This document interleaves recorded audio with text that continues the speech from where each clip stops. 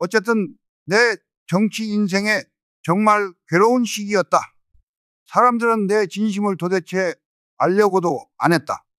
소문은 다른 소문을 낳았다. 악성 소문이 바다 건너 고향 하이도에도 전해진 모양이었다.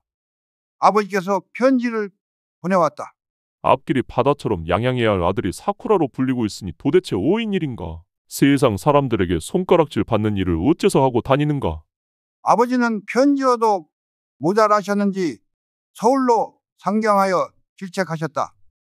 아내도 외출하면 어김없이 야유 섞인 항변을 들어야 했다. 남편이 여당 앞잡이가 됐다는데 사실입니까? 어쩌다 그 모양이 되었습니까? 심지어 학교에 다니는 두 아들도 친구들에게 따돌림을 당하고 울며 돌아오기도 했다. 죽고 싶을 만큼 괴로웠다. 신념을 지키려는 어려움, 그 신념을 이해해주지 않는 괴로움이 온몸을 찔렀다. 그때 마침 케네디 대통령이 쓴 용기 있는 사람들을 읽었다.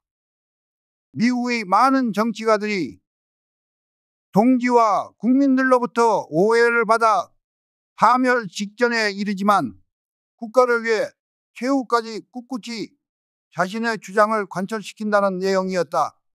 케네디는 저 세상에서도 나에게 이렇듯 좋은 선물을 주고 있었다.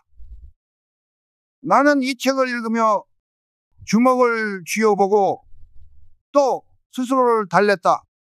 대학생 시위가 서울 시내에서 벌어졌다. 대일 구역협정 반대 시위였다. 1964년 3월 21일 서울에서 한일회담 즉각 중지를 주장하는 야당 강경파 중심의 대일 구역 외교 반대 범국민투쟁위원회가 주최한 강연회가 그 불씨가 되었다. 이날 집회는 4만여 명이 모였다. 비록 집회는 강제 해산되었지만 반대 투쟁은 전국으로 번져나갔다. 6월 3일 정오에 학생과 시민 5만여 명이 광화문에 모여 연좌 시위를 벌였다. 훗날 6.3 사태로 불리는 반정부 시위였다. 서울 중심부 세종로 중앙청과 청와대로 통하는 큰 길에서 학생들이 농성을 벌였다. 경찰은 이들에게 최루탄을 무차별 쏘았고 최루가스에 가려 대낮에도 해가 보이지 않을 정도였다. 경찰서, 파출소, 소방서가 부서졌다. 경찰 차량이 군중들에게 탈취당했다. 정부는 국가안보회의와 긴급 국무회의를 소집하고 서울 일원에 비상계엄령을 포고했다. 박정희 정권은 학생운동 지도자와 언론인 등 400여 명을 내란선동 혐의로 체포하라는 검거령을 내렸다. 야권은 민정당 사무실에서 회의를 열고 향후 대응책을 논의했다. 윤보선 총재가 말했다. 학생들과 함께 걸기하겠다. 수십만 명이 시위에 참가할 것이고 그 선두에 내가 서겠다. 강경 기류가 걱정되어 내가 말렸다. 그런 사태가 발생하면 정부는 틀림없이 계엄령을 선포할 것입니다. 하지만 그날도 강경파들의 입은 거침이 없었다.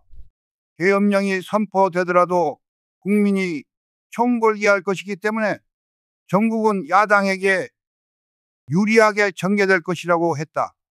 하지만 계엄령이 선포되자 강경파들은 일제히 몸을 숨겼다. 당사에는 나타나지도 않았다. 무책임한 선동정치라고 비난해도 할 말이 없게 되었다. 이때 미국은 박정권 편에 서 있었다. 한일 국교 정상화는 미국이 구상하는 아시아 정책의 요체이기 때문이었다. 한일 국교 정상화를 위해 이 일에 대해서만큼은 박 정권을 지지할 수밖에 없었다. 내가 들은 발언은 시위가 격화되자 박 대통령이 한때 사임까지 고려했는데 이를 알아챈 미국 측에서 강력하게 제지했다고 한다. 시위대가 도로를 점거하자 주한 유엔군 사령관이 헬기로 청와대를 찾았다고 한다. 그리고 청와대 뜰에서 박 대통령에게 동요하지 말라는 메시지를 전달했다는 것이다. 미국이 박정희에게 호감이 있어서가 아니라 야당 격렬한 반정부 투쟁이 오히려 미국과 박 정권을 밀착하게 만들었던 것이다. 돌아보면 야당 강경파는 국제적 고립을 스스로 불러왔다. 세계 여론이나 국가 장래의 이익에 눈을 돌렸어야 했다.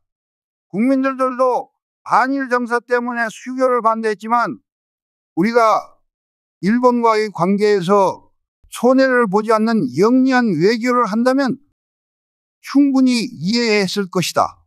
무엇보다 안보와 경제를 생각해서라도 일본을 우방으로 끌어들여야만 했던 상황이었다. 그런데 야권은 힘과 명분을 충분히 비축하지 못한 채 반정부 투쟁을 벌이다. 결국 자신들도 감당하지 못할 수렁 속으로 빠져들어간 것이다. 6월 3일을 기점으로 야당의 기세는 완전히 꺾였다. 시위는 계엄령 아래 군대의 힘으로 진압되었고 신문 논조도 박 정권에 대한 비난의 강도가 한결 약해졌다. 결국 야권의 강경 대응은 박 정권에게 독재 강화의 빌미를 제공한 셈이 되고 말았다. 야당의 강경파는 민심을 제대로 읽지 못했다. 국민, 특히 중산층이 고개를 돌리면 어떤 투쟁도 성공할 수가 없다. 세계의 흐름, 민심의 향배를 모르고 강경투쟁만을 부르짖던 야당은 박 정권의 독재 기반만을 강화시켜 주었다.